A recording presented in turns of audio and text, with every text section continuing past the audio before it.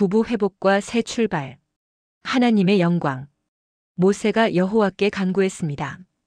주께서 이르시기를 이 백성을 인도하여 올라가라 하시면서 나와 함께 보낼 자를 내게 알리지 아니하시나이다. 주의 길을 내게 보이사 내게 주를 알리시고 나로 주의 목전에 은총을 입게 하시며 이 족속이 주의 백성됨을 생각하소서. 여호와께서 이르시되 내가 친히 가리니 너를 쉬게 하리라.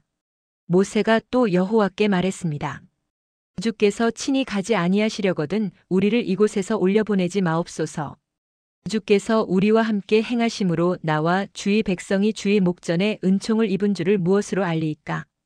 그리고 모세는 담대하게 요구했습니다.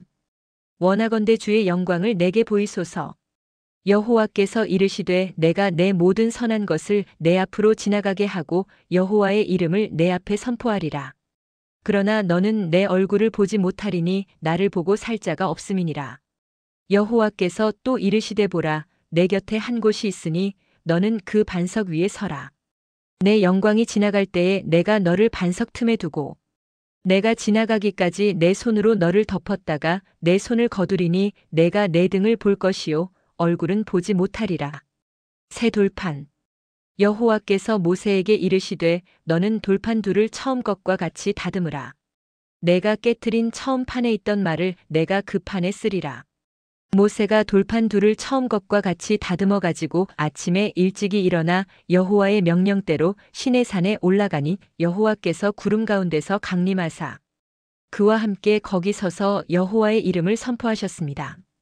여호와께서 그의 앞으로 지나시며 선포하시되 여호와라 여호와라 자비롭고 은혜롭고 노하기를 더디하고 인자와 진실이 많은 하나님이라.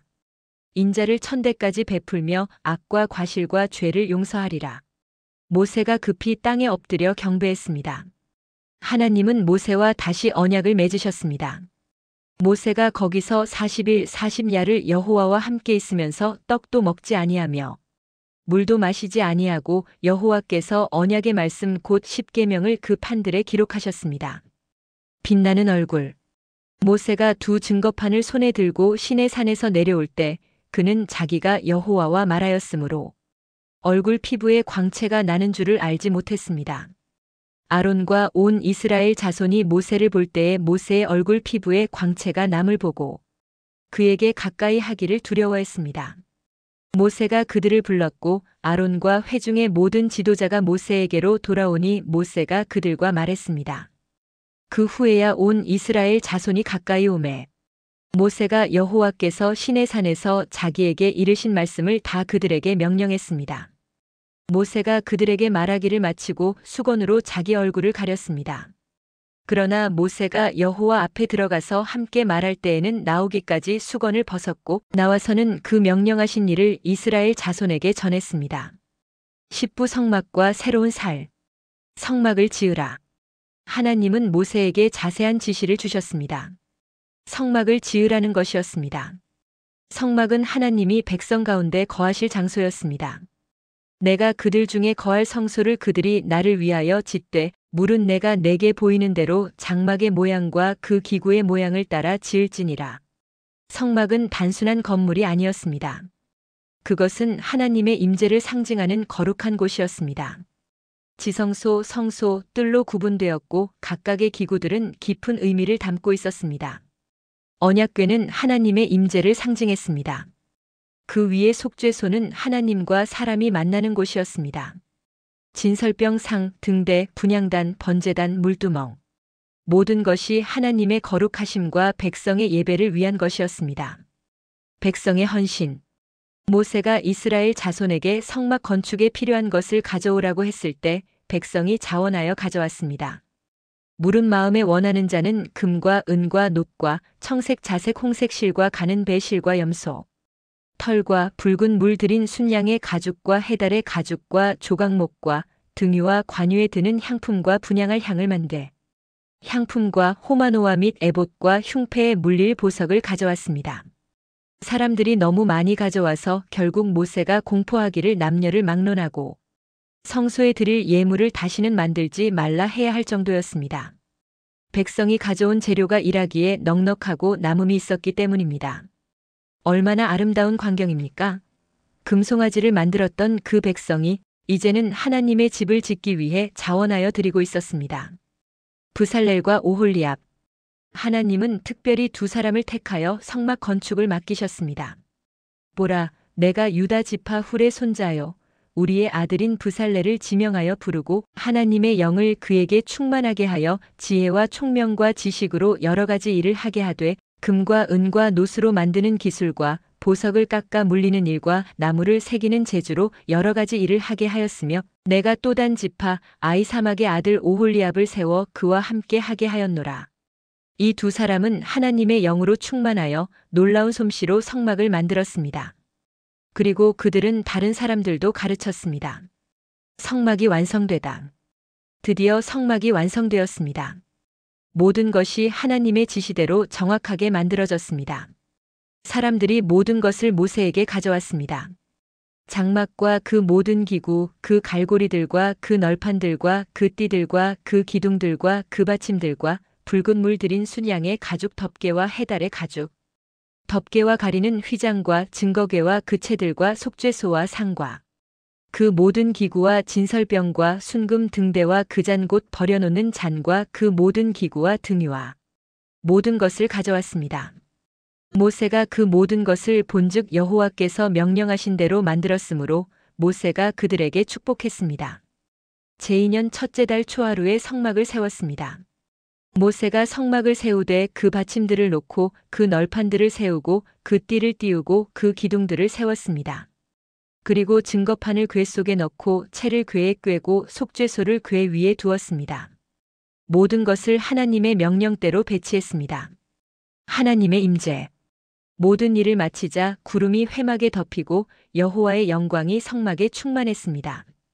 모세도 회막에 들어갈 수 없었습니다. 구름이 그 위에 덮이고 여호와의 영광이 성막에 충만했기 때문입니다. 이스라엘 자손이 그 모든 행진하는 길에 구름이 성막 위에서 떠오를 때마다 그들이 진행했고 구름이 떠오르지 않을 때에는 떠오르는 날까지 진행하지 아니하였습니다. 낮에는 여호와의 구름이 성막 위에 있고 밤에는 불이 그 구름 가운데에 있었습니다. 이스라엘 온 족속이 그 모든 행진하는 길에서 그것을 보았습니다. 하나님이 그들과 함께 계셨습니다. 그것이 가장 중요한 것이었습니다. 엔딩 자유를 향한 여정의 의미. 자, 여러분. 우리는 함께 긴 여정을 따라왔습니다. 이집트의 노예 생활에서 시작하여 10가지 재앙을 거쳐 홍해를 건너고 광야를 지나 마침내 하나님의 임재가 함께하는 백성이 되기까지의 이야기였습니다. 이 이야기가 우리에게 주는 메시지는 무엇일까요? 자유는 선물이다. 첫째, 자유는 선물이라는 것입니다. 이스라엘 백성은 자신의 힘으로 노예 상태에서 벗어날 수 없었습니다. 하나님이 그들을 구원하셨습니다. 우리의 삶도 마찬가지입니다. 우리가 힘든 상황에서 벗어나는 것은 때로 우리 힘만으로는 불가능합니다. 도움이 필요하고 은혜가 필요합니다. 자유에는 책임이 따른다. 둘째, 자유에는 책임이 따른다는 것입니다. 이스라엘 백성은 자유를 얻었지만 동시에 하나님의 율법을 지키며 살아야 했습니다. 진정한 자유는 무엇이든 할 수 있는 자유가 아닙니다. 옳은 것을 선택할 수 있는 자유입니다. 여정은 쉽지 않다. 셋째, 여정은 쉽지 않다는 것입니다. 이집트를 떠나는 것은 하룻밤에 일어났지만 이집트를 마음에서 떠나보내는 것은 훨씬 오래 걸렸습니다. 백성들은 조금만 어려움이 생기면 이집트를 그리워했습니다. 물이 없으면, 음식이 없으면, 적이 나타나면 차라리 이집트가 나았다고 말했습니다. 변화는 어렵습니다. 새로운 삶에 적응하는 것은 시간이 걸립니다. 하지만 포기하지 않고 계속 나아가는 것이 중요합니다. 실패해도 다시 시작할 수 있다. 넷째, 실패해도 다시 시작할 수 있다는 것입니다. 금송아지 사건은 엄청난 실패였습니다. 하나님과 언약을 맺은 지 얼마 되지 않아 그 언약을 깨뜨렸습니다. 하지만 하나님은 그들을 포기하지 않으셨습니다. 모세의 중보를 통해 그들에게 다시 기회를 주셨습니다. 새 돌판을 주시고 언약을 갱신하셨습니다. 우리도 실수합니다. 넘어집니다. 하지만 그것이 끝이 아닙니다. 다시 일어설 수 있습니다. 다시 시작할 수 있습니다. 하나님은 함께 하신다. 다섯째, 그리고 가장 중요한 것은 하나님이 함께 하신다는 것입니다. 출애굽기의 가장 큰 메시지는 임마누엘 마이너스 하나님이 우리와 함께 계신다는 것입니다. 낮에는 구름 기둥으로, 밤에는 불 기둥으로 인도하셨습니다. 만나와 메추라기로 먹이셨습니다. 반석에서 물을 내셨습니다. 그리고 마침내 성막을 통해 그들 가운데 거하셨습니다. 하나님은 멀리 계신 분이 아닙니다. 우리의 삶 가운데 함께 계시고 우리의 여정에 동행하시는 분입니다. 노년의 지혜. 여러분, 긴 인생을 사신 여러분은 이미 많은 출애굽을 경험하셨을 것입니다. 어려운 시기를 지나오셨고 때로는 광야 같은 시간을 보내셨을 것입니다. 물이 없는 것 같고 길이 보이지 않는 것 같았던 순간들이 있었을 것입니다. 하지만 여기까지 오셨습니다. 그것 자체가 기적입니다. 하나님의 은혜입니다. 돌이켜보면 그 어려웠던 순간들이 오히려 여러분을 성장시켰고 강하게 만들었습니다. 그리고 지금 여러분은 젊은 세대에게 지혜를 나눌 수 있는 위치에 계십니다. 모세의 삶에서 배우는 교훈. 모세를 생각해 보십시오. 그는 80세에 부르심을 받았습니다. 오늘날로 치면 완전히 은퇴한 나이입니다. 하지만 그는 거기서 40년을 더 살면서 이스라엘을 이끌었습니다. 120세까지 그의 눈이 흐리지 않았고 기력이 쇠하지 않았다고 성경은 말합니다. 나이는 숫자에 불과합니다. 중요한 것은 마음가짐입니다. 여러분도 아직 할 일이 많습니다. 여러분의 경험, 여러분의 지혜, 여러분의 기도가 필요합니다. 다음 세대를 위한 유산. 이스라엘 백성이 광야에서 배운 것들은 그들의 자녀와 손자들에게 전해졌습니다. 그들은 이야기했습니다. 내 아버지가 이집트에서 나온 날을 기억하라고. 6월절은 대대로 지켜야 할 절기가 되었습니다. 매년 그들은 모여서 출애굽의 이야기를 들었습니다. 어린아이들에게 가르쳤습니다. 하나님이 우리를 구원하셨다고. 여러분도 여러분의 이야기를 나누십시오. 여러분이 어떻게 어려움을 극복했는지, 어떻게 신앙을 지켰는지, 어떻게 희망을 잃지 않았는지. 그 이야기들이 다음 세대에게 힘이 됩니다. 그들이 어려움을 만날 때 여러분의 이야기를 기억하며 용기를 얻을 것입니다. 아직 끝나지 않은 여정. 출애굽기는 끝이 아닙니다. 이스라엘 백성의 여정은 계속됩니다. 그들은 아직 약속의 땅에 도착하지 않았습니다. 광야에 있습니다. 하지만 그들은 더 이상 노예가 아닙니다. 자유인입니다. 그리고 하나님이 그들과 함께 계십니다. 그것이면 충분합니다. 우리의 삶도 마찬가지입니다. 아직 완성되지 않았습니다. 아직 가야 할 길이 있습니다. 하지만 우리는 혼자가 아닙니다. 오늘의 만나. 이스라엘 백성은 매일 아침 만나를 거두었습니다. 어제 거둔 것으로는 충분하지 않았습니다. 매일 새로운 공급이 필요했습니다. 우리의 삶도 그렇습니다. 어제의 은혜로 오늘을 살 수 없습니다. 매일 새로운 은혜가 필요합니다. 그러나 좋은 소식은 하나님이 매일 새로운 은혜를 주신다는 것입니다. 아침마다 새로운 자비가 있습니다.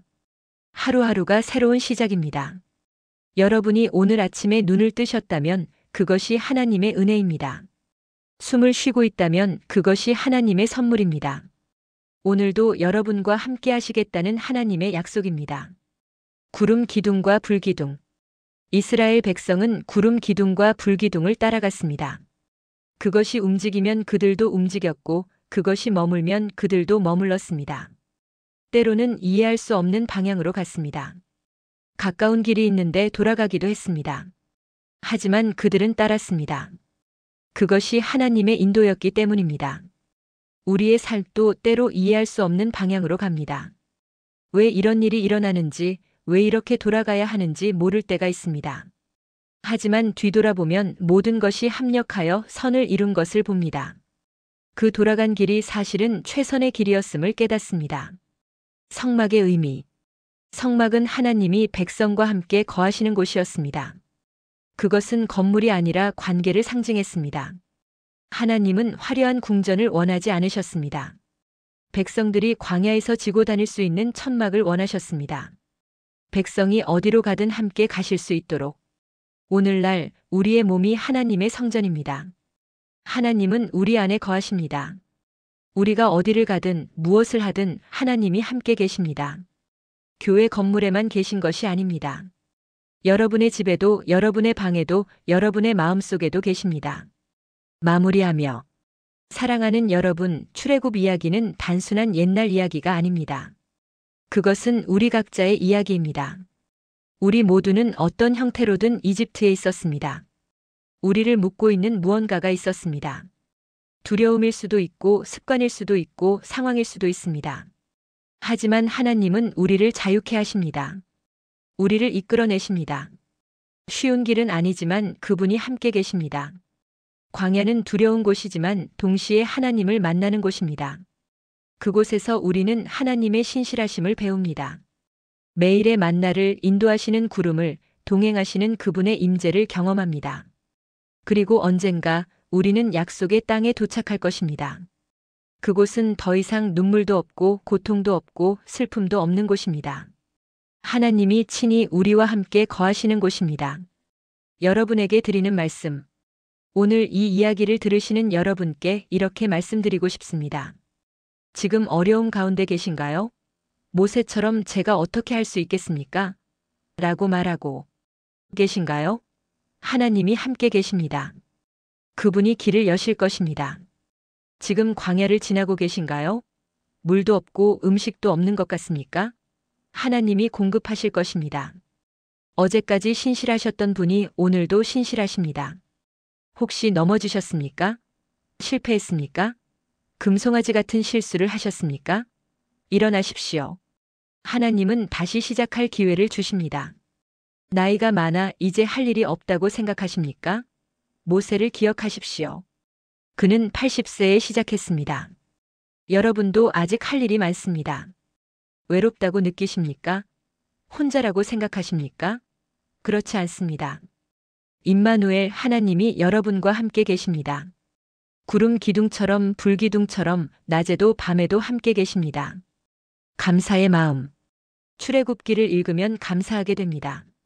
하나님이 얼마나 인내하시는지 보게 됩니다. 백성들이 계속 원망하고 불평해도 포기하지 않으시는 하나님을 봅니다. 하나님이 얼마나 신실하신지 알게 됩니다. 약속하신 것을 반드시 지키시는 하나님을 봅니다. 하나님이 얼마나 사랑하시는지 깨닫게 됩니다. 노예였던 백성을, 아무것도 아니었던 사람들을 내 백성이라 부르시며 구원하신 하나님을 봅니다. 그 하나님이 오늘도 우리와 함께 계십니다. 그분의 사랑은 변하지 않았습니다. 그분의 능력은 쇠하지 않았습니다.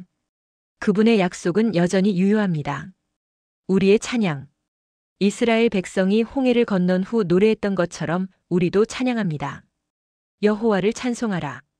그는 높고 영화로우시다. 우리를 여기까지 인도하신 그분을 찬양합니다. 우리가 넘어질 때마다 일으켜주신 그분을 찬양합니다. 우리의 눈물을 닦아주시고 우리의 손을 잡아주신 그분을 찬양합니다. 그리고 우리는 계속 나아갑니다. 약속의 땅을 향해 한 걸음 한 걸음 하나님과 함께. 오늘 출애굽기 이야기를 함께 나누었습니다. 긴 시간 함께 해주셔서 감사합니다. 이 이야기가 여러분의 마음에 작은 위로가 되었기를, 작은 희망이 되었기를 바랍니다. 기억하십시오. 여러분은 혼자가 아닙니다. 하나님이 함께 계십니다. 어제도 오늘도 내일도. 그리고 여러분의 여정도 계속됩니다. 나이는 숫자에 불과합니다. 중요한 것은 매일 새로운 은혜를 받으며 한 걸음씩 나아가는 것입니다. 다음에 또 좋은 이야기로 찾아뵙겠습니다. 건강하십시오. 평안하십시오. 그리고 하나님의 은혜가 여러분과 함께하기를 기도합니다. 감사합니다.